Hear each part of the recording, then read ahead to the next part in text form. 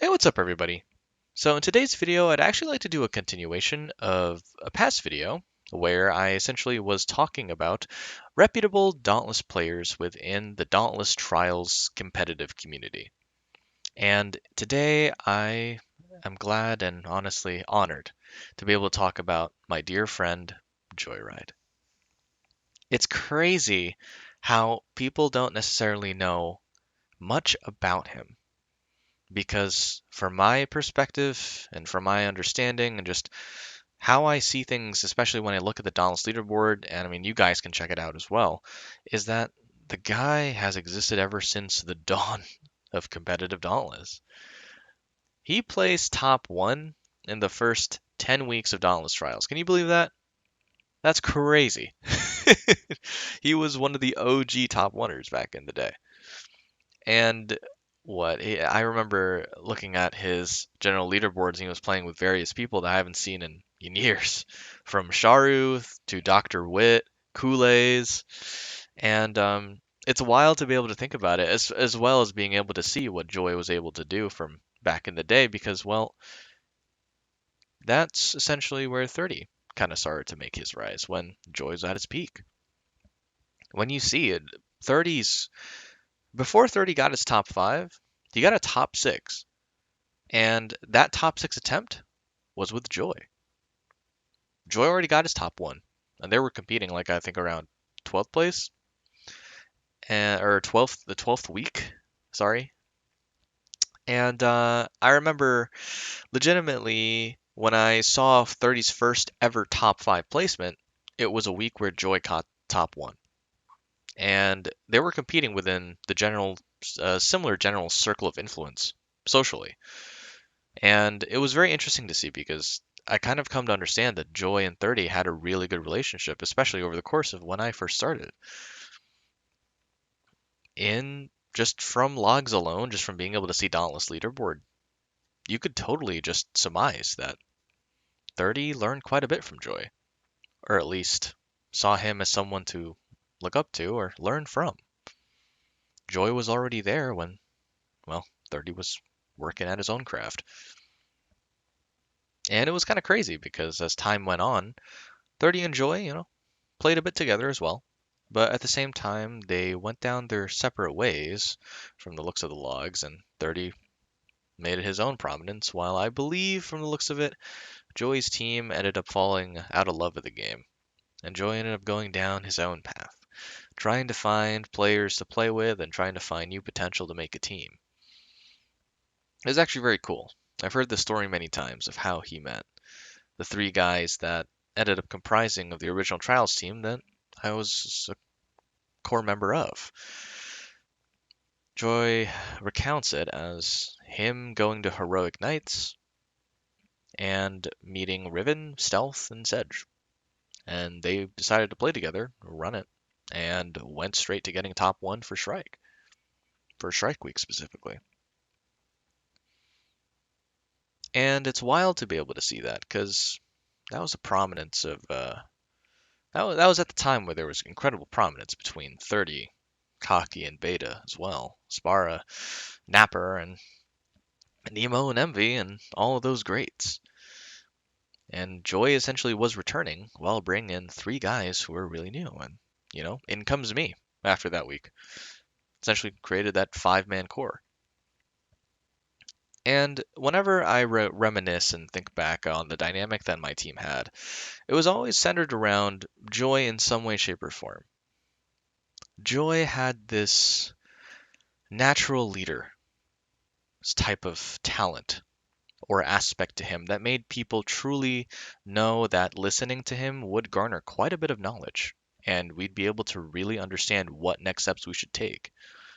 He had a really good outlook over the practicality and the logic towards understanding theorycraft. And I will give him all the credit in regard to him being that one-on-one coach for me. He taught me so much. He gave me a full depth understanding of how to compete in competitive Dauntless. He legitimately was my coach. He was my mentor back in the day. And it's crazy because I'm forever thankful for him being able to do that for me. He did so much in being able to instill all of that knowledge and that understanding while also having an enjoyable, fun time leading. The man's a freaking legend. And it's it's just wild because he also influenced 30 too. And on top of that, he influenced me, he influenced Riven, he influenced Sedge, he influenced Stealth, and the list goes on. Joy was an incredible leader. And despite his stats not necessarily meaning, like a showcasing, that he was that prominent, it's wild because a lot of top tier trials players will speak on his behalf.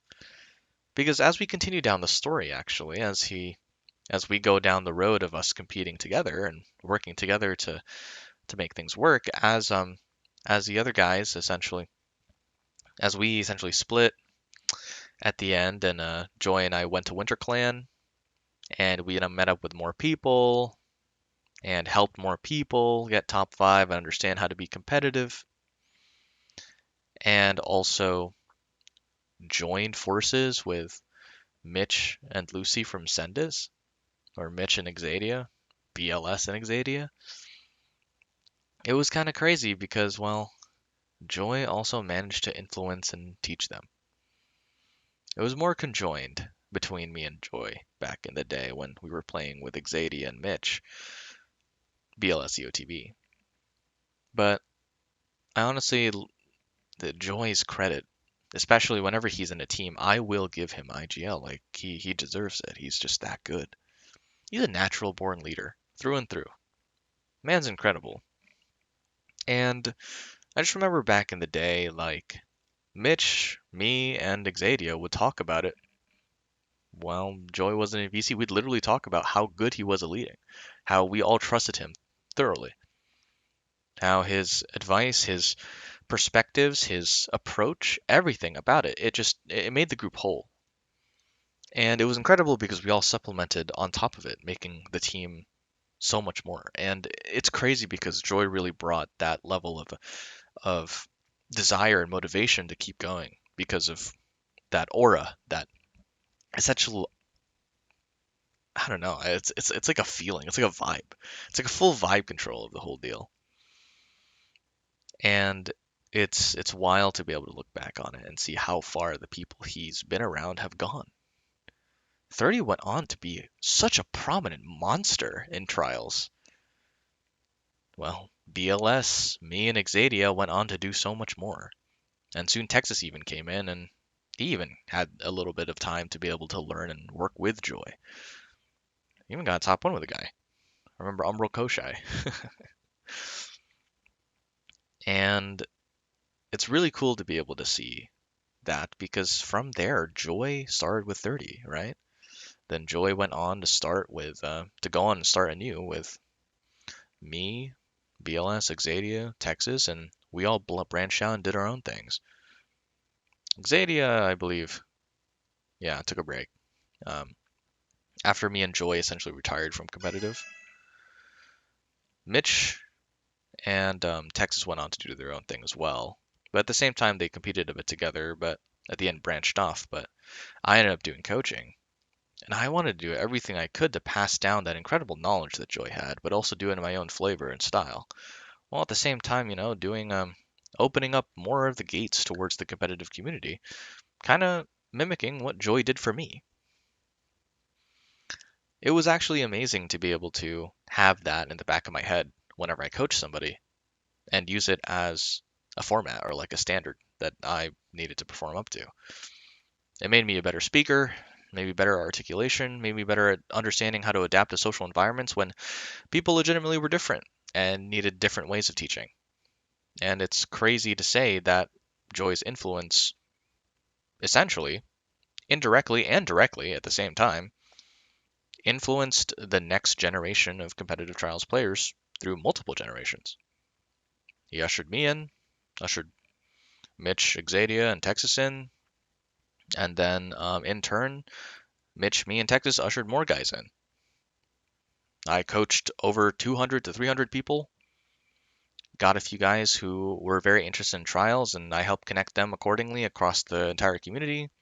They got connected accordingly with Mitch and Texas's circle of influences, and it was awesome. And it's kind of crazy if you think about it. It goes all the way down to some incredibly high level players right now, from Casper to Jay to Scorchwing Myth to Lix. It's wild, right? Because Joy's influence came from all the way from week 9 of when trials began. And still it continues to live on in some way, shape, or form now. He essentially was the original guy of this long generational trials team. This trials team, or this massive trials line of, quote unquote ancestry, extends all the way back from the very beginning, essentially passing the torch down, essentially showcasing that standard that we always loved going down. And that standard revolved around fucking innovation. Joy instilled the idea in me, and I remember I optimized and supplemented the idea more with showing people the different ways of how to come about innovation in regard to theorycraft, as well as understanding how to outplay other people when it comes to being able to apply various tactics that showcased, oh my god, I want to get this world record. We got to implement every single tactic possible to be able to beat the other team. Just try everything. It's incredible. He was the original. And honestly, the best way I could possibly put it was he's legitimately the progenitor, like the he's the original guy, the true OG of this entire thing, the first one, the focal point, the center point, and the first step. If it wasn't for him, this whole line would never exist. And it's crazy to think about. And he still even comes back every once in a while just to check in. Mostly I talk to him quite a bit. I'll be completely honest. Hell, I even contacted him once, and I competed in like this big global tournament thing, and I contacted Joy, being like, "Hey, want to compete in it?" Because he went down the Rocket League route after Dauntless and became a supersonic legend across like freaking all of the game modes except for like 2. Like, I don't know much about Rocket League, but it looks like, that's fucking nuts. The highest possible rank. I don't think he gives a shit about the other 2 ranks, but I don't know anything about Rocket League, so from my perspective, he just went in, conquered, left, and now he's playing Call of Duty, so. But it's cool to be able to look back, reminisce about how great of a man that guy was. That guy is. It's I can't sing his praises enough. Not only because he's done so much good and been able to help me up my feet, especially when it comes to competitive Dauntless and just understanding the different avenues and angles one could possibly perceive strategy and theorycraft, especially in a game that's centered around speedrunning. But I learned, like, people learn so much from him just by him being him. It's so hard to find people like that nowadays, being able to actually lead by example. And it's funny, it's like a lot of people tend to not really understand until they see it, right? But it's one of those things where if you ever have the chance to go play with him, if you ever have the chance to actually get into the deep competitive or the grind with him, and he's there for the long run, it's an incredible opportunity. You would learn so much from the guy, honestly, just by observing him. It's badass, honestly. But yeah, I feel like that's as much as I can go deep on in regard to Joy. Essentially, the full-on beginner of the longest generational trials team to ever exist in Dauntless history, and the coach of some of the greatest players, trials ever seen, type of deal. It's actually kind of crazy. He has a pretty crazy resume. And, you know, it just gives me a smile to be able to talk about him now, because a lot of people don't know. A lot of people don't understand. A lot of people don't tend to get this context because it tends to kind of sit in the shadows. But to be able to immortalize him in some way, be able to at least put it out there that he did all of this, And actually coming from someone not just who competed with him, but has seen so much of Dauntless competitive history. It's like, and actually still continuously interacts with the old gen and the new gen.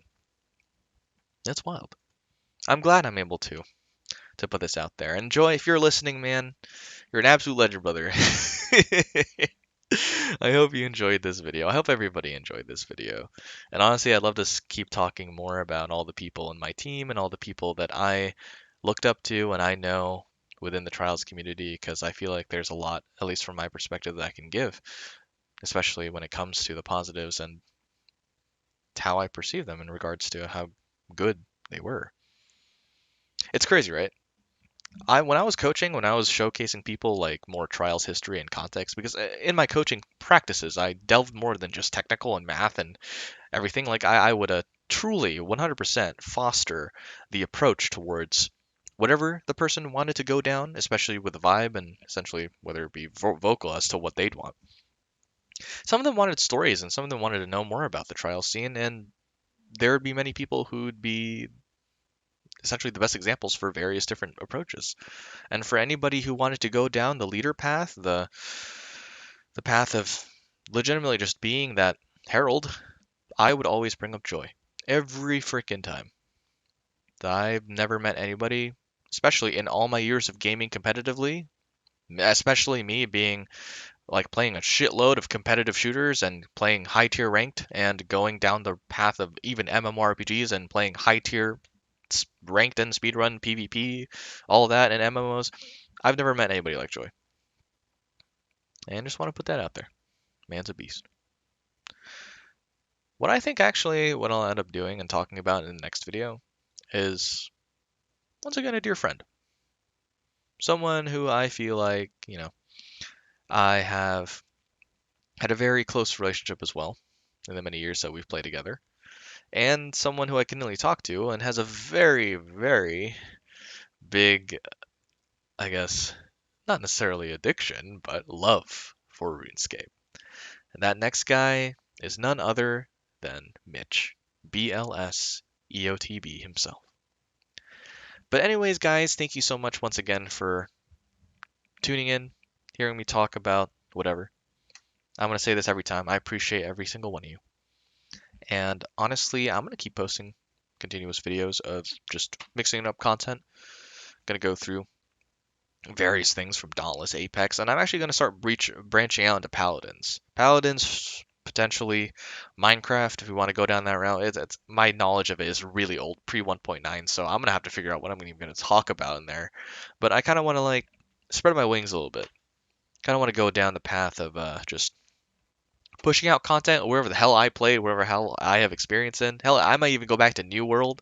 I'm gonna even show you guys some of the weird ass like Flash games I used to play, and maybe share that and see if you guys enjoy it, or like at least enjoy the stories that I have to tell about them. One of them being Adventure Quest, by the way. I don't know if you guys ever heard of that, but that game is baller. But yeah, that's where I'm at right now. I thank everybody once again for taking the time, and I'll see you guys on the next one. Take care, guys, and have a fantastic night. Bye bye now.